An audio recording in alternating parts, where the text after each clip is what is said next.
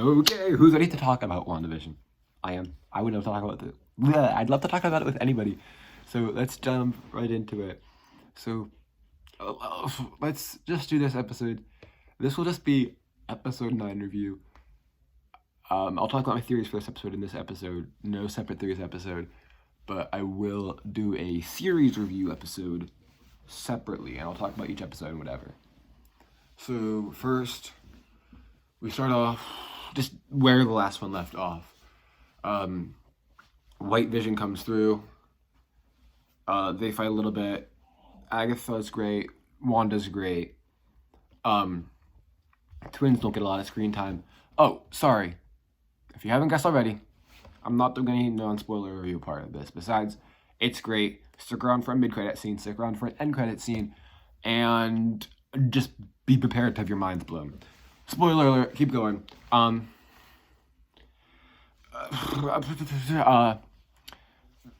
Bettany, amazing actor. The scene with White Vision, amazing. Next, Catherine Hahn really shined as a villain in this one. Wanda did amazing as this one. Not as much with her like sadness and range of emotions, but she just did amazing in this one. What else? The scene with all the people and her, good. I loved how I'm like midway through it, she takes Agatha to the nightmare place that she did with Age of Ultron, the worst fears, whatever. And I'm like, okay, how is this gonna how are we gonna do this? We were already like this way through, like you can't end it, but then twists and turns happened. It was amazing. The fight scenes between Vision and White Vision were truly amazing. The fact that oh my gosh, I'm so sorry, whatever. You know, this is literally the point of my channel. It's not supposed to be professional. The point of my channel is not supposed to be just me talking to the camera for a little bit because I like to do it. I'm doing this for anyone else. Anyways, the explosions, the fight scenes, especially between Vision and White Vision, and a little bit between Agatha and Wanda, truly spectacular, truly MCU feel. The graphics, the CGI, the aging CGI, so good. You would not expect this out of a show, especially a CW show. This is literally an MCU movie, but in 9 parts. Great. Let's talk about. I love the sequence of Billy and Tommy and the sword people. Jimmy Woo, great scenes. Flourish. Darcy, you go into prison, Mr. Monica, powers, new special powers. So she has the blue blasts. She has the blue eyes.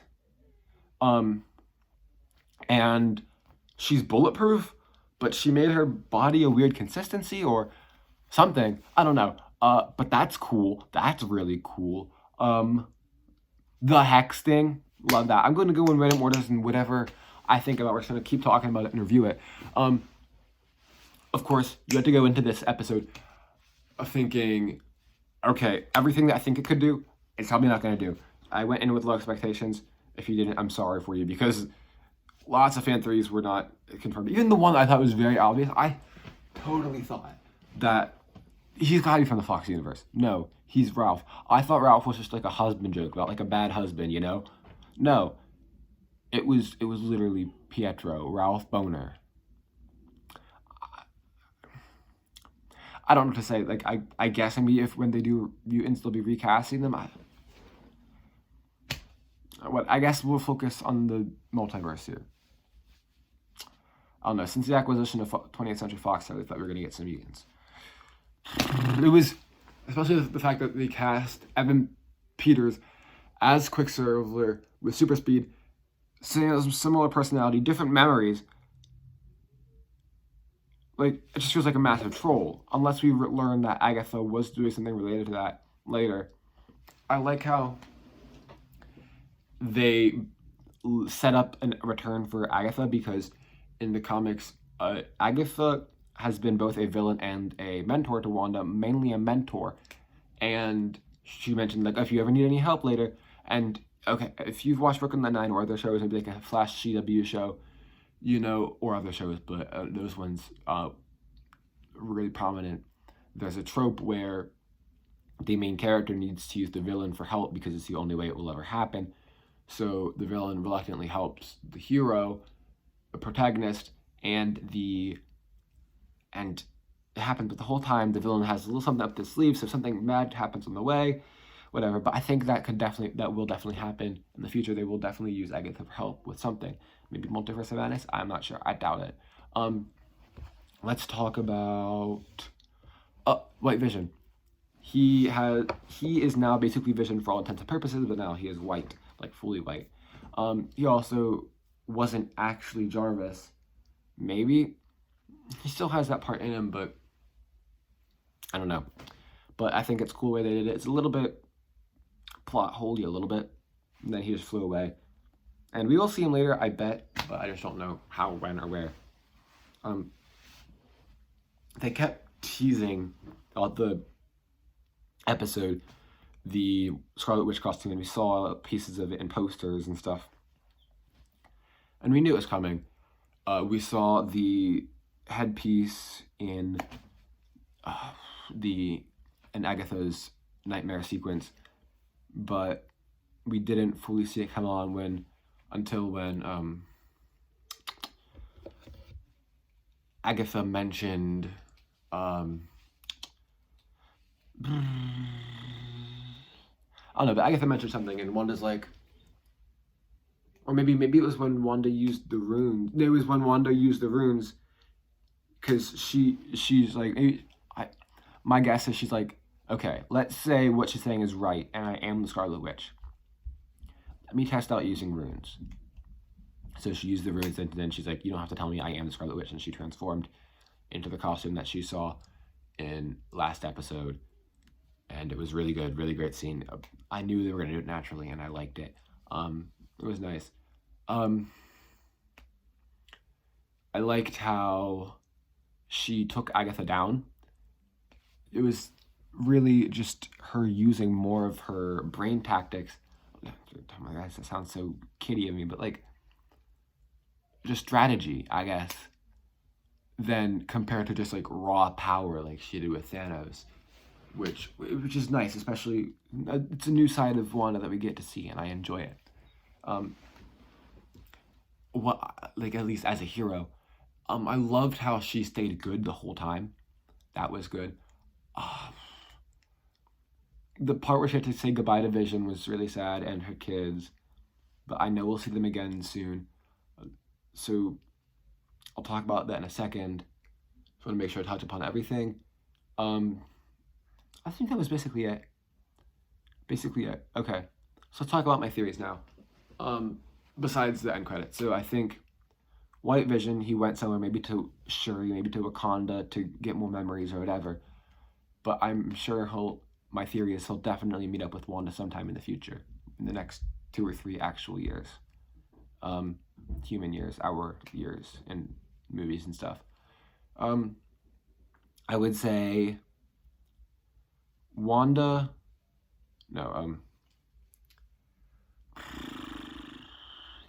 we will definitely see the twins again for this reason. In the comics, they were born as Thomas and William, and only babies, never aged up, whatever. But then they were resurrected, and in a different timeline, born from different families, and Wanda found them, and so I think that they will be resurrected. And when they were resurrected, they did have powers in the comics, but they already have powers here. But then we'll get their actual comics.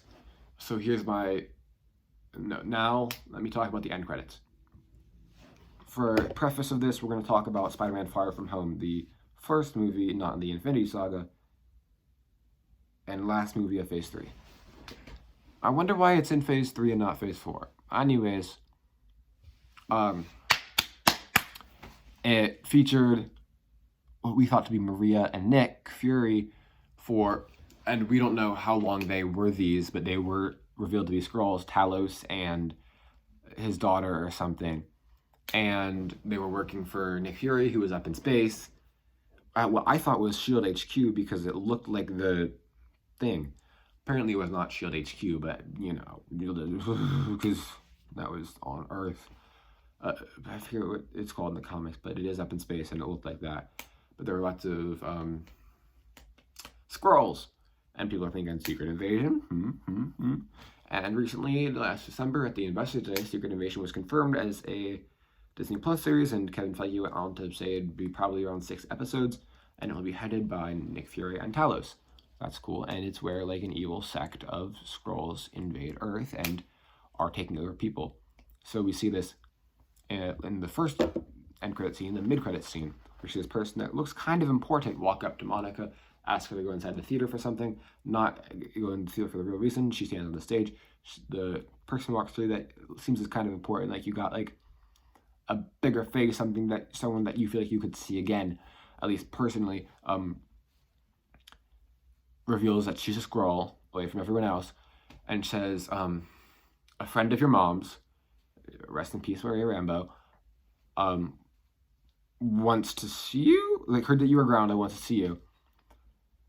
So, and Monica goes, "Where?" And she points up. I don't know if this was the exact. I don't think this was Talos' daughter, but it definitely could be. But my guess is no, because I think she was playing Maria Hill in Far From Home. Anyways. Goes up there. Pretty sure it's Nick Fury, unless it's Talos. But I'm gonna go for Nick Fury. And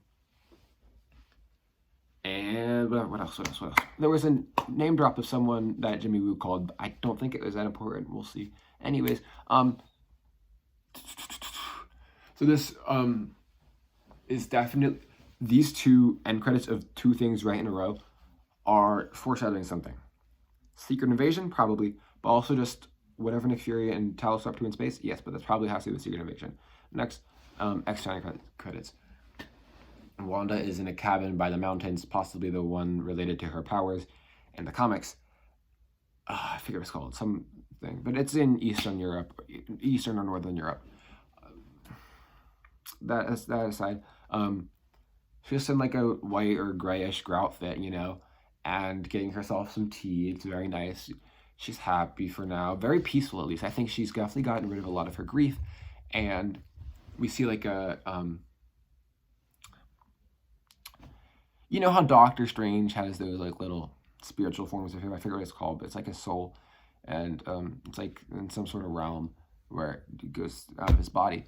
That's like basically I think what Wanda had. It was out of her body, and she was studying the Darkhold. Which, by the way, I forgot. That's one point I want to make sure. I've heard it was in Runaways just like a few hours ago, but specifically in Agents of S.H.I.E.L.D., this book that was the Darkhold. Either they retconned it, changed the look of it for some reason, but I doubt they would have. Was in them, so I think this somehow like this definitely confirmed that Agents of S.H.I.E.L.D. and Runaways not part of MCU canon. Very disappointing. Anyways, sorry, leave me on my tangent. But she was studying the Darkhold, and I think Wanda is allied with this Scarlet Witch, and it's a part of her. But the Scarlet Witch is part of her that can go out of her body for some reason. New powers. Out of her body for some reason. And she's hearing these voices, which I can only assume are Tommy and Billy and Tommy, and goes alert, and I can only assume she'll join up with Wanda, Scarlet Witch and Wanda, and they'll find them. I think she'll go to Doctor Strange. If not, she heard their voices somewhere on Earth as resurrected people, but Doctor Strange could definitely help her find them, and maybe this is where it would link to Multiverse of Madness. I saw this tweet where it said that WandaVision was supposed to originally be like a month or so or less before Doctor Strange. So it basically, in the original Phase 4 slot timeline that we got in like 2019, it was supposed to be like right before Multiverse of Madness. So it would have like led right in, like it ends in like next week we see Multiverse of Madness. Now this is the end of March, no, the beginning of March. We will have to wait basically 1 year from now. It is Friday, March 5th, 2021. We will have to wait until Friday, March 25th. So like a year and 20 days-ish until these loose ends are tied. But that's also exciting because we get to see some standalone projects. We get to see Eternal, Shang-Chi, Black Widow, which we've missed so much of, Falcon and Winter Soldier, Loki, Miss Marvel series, Hawkeye, What If. They will entertain us for days. And then Spider-Man 3 with like all these people and Doctor Strange before we get to see him in March. Yes, please, sign me up. And we'll probably get a little bit of She-Hulk before that. So, yes, thank you. So exciting. If you're watching this, what did you think of this episode? Personally, I'd give this episode like, probably let's say like, okay, cinematics are great. Story, not as compelling as the other ones, and we're lacking the sitcom element, which really made it stable of a show. Although the show did have its own tonal feel all throughout.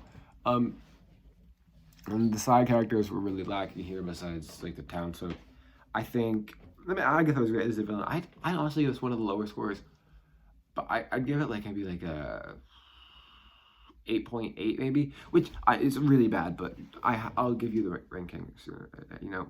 Sorry. Thank you very much for watching. If you did,